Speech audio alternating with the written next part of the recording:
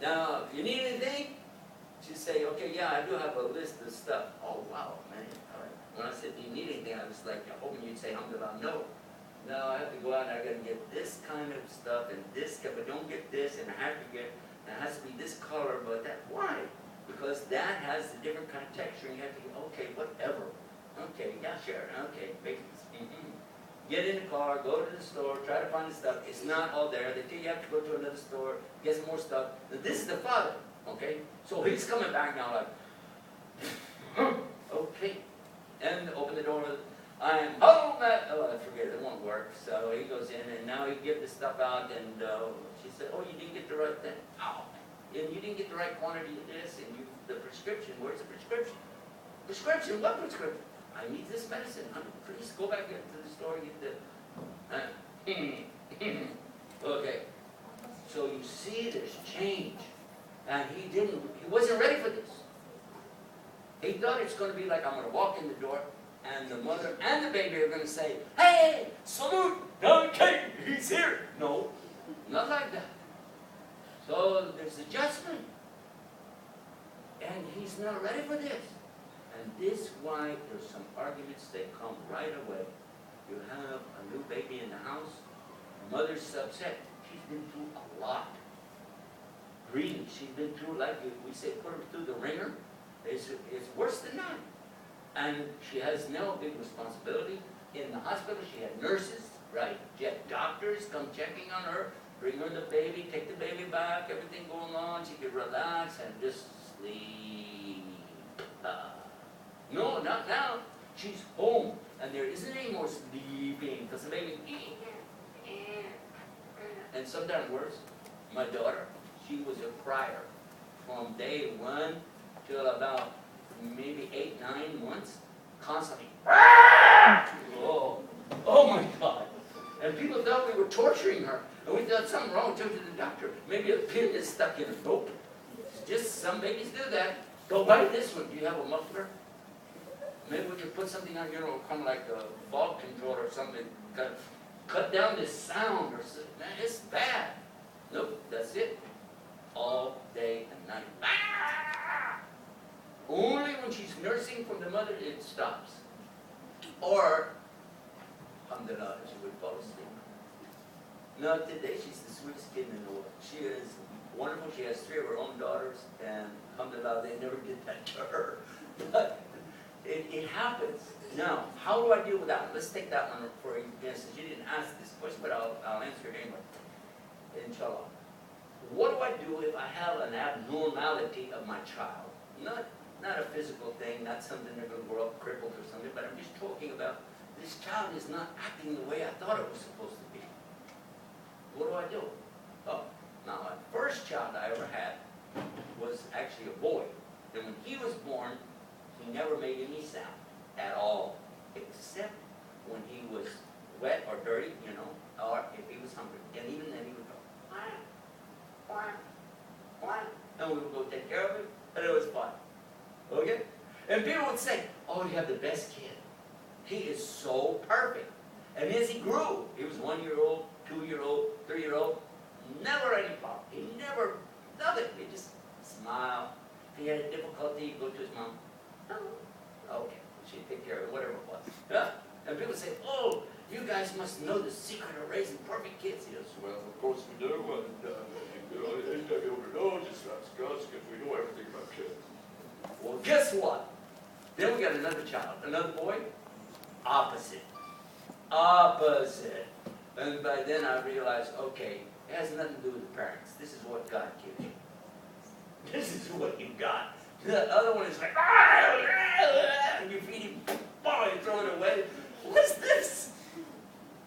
And she still has, the mother still has a picture of, now this is like 40-something years ago, but still has a picture of the bigger boy standing in front of the crib of the baby boy. The baby boy is holding on to the crib with one hand and pulling his brother's hair with the other hand. And the brother's like, ah! The mother thought it was so funny, she went and got a camera and made him do it again. I don't know if you've watched on YouTube, there's a famous video called Charlie Bit Me.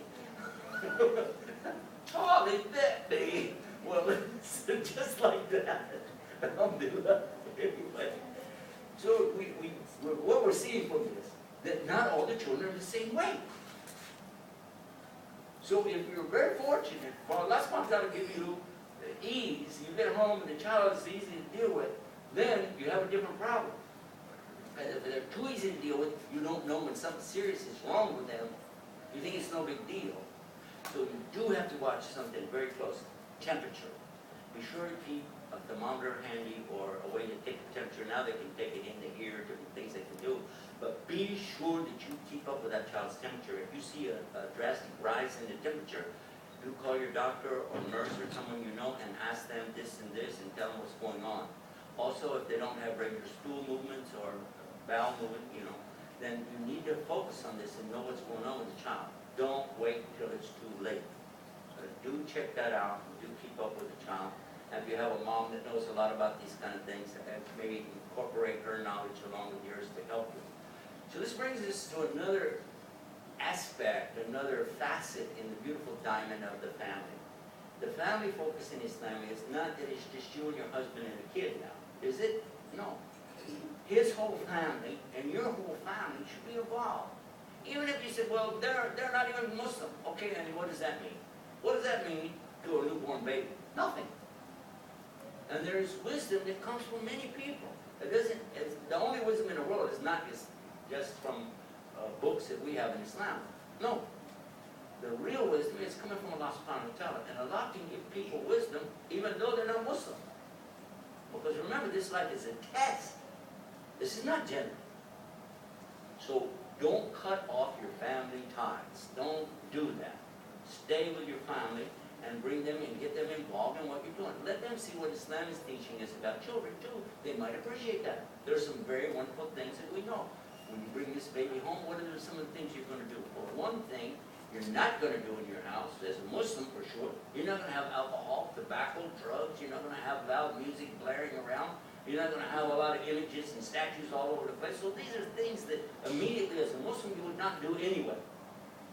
But how about now you're bringing this child home, you want to focus here on having as clean an environment as you can have. Well, this is pretty normal for a lot of parents, regardless of religion. But they're seeing you maybe act different than they thought before. Because I'm talking again about rebirth, somebody came to Islam. At the same time, you have family who are Muslim that want to be involved. Try to work it so that they can cooperate together. But sometimes the family problem, even if you're the same religion, but you have this family from one tribe, and this family from another tribe. Sometimes family members don't want to get along. And you need to work on that. You have to be the moderator in between everybody. Keep everything cool. Now with regard to that, how do I deal with the problems that I have with my husband or my wife? Or how do I deal with the problems that I'm going to have with my other family members? Not just regarding the baby itself, but how we handle with the baby. As I mentioned to you, my own experience, we thought we were the greatest in the world, champions of raising babies, until we had the second one, and then we felt like we were the biggest losers, right? So how do we deal with these things, and how do we deal with each other? Islam is always teaching us to have patience with other people, give respect to other people. When your mom says, I think you need to do this with him, or your dad says, don't ever do so-and-so with this child. Even if you're set, I know that's the opposite of what they said, but still give them the respect. And here's some of the things you can say. This is nice.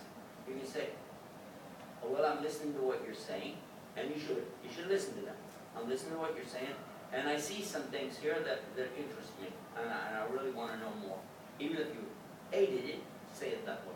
Because you should open your mind and listen. Maybe they have something to do. Okay, let's go to another area. Suppose that they have planned out a whole series of things that they want you to do, and this is not what you want to do. How are you going to do it? How are you going to do that? Oh, and let's add another factor.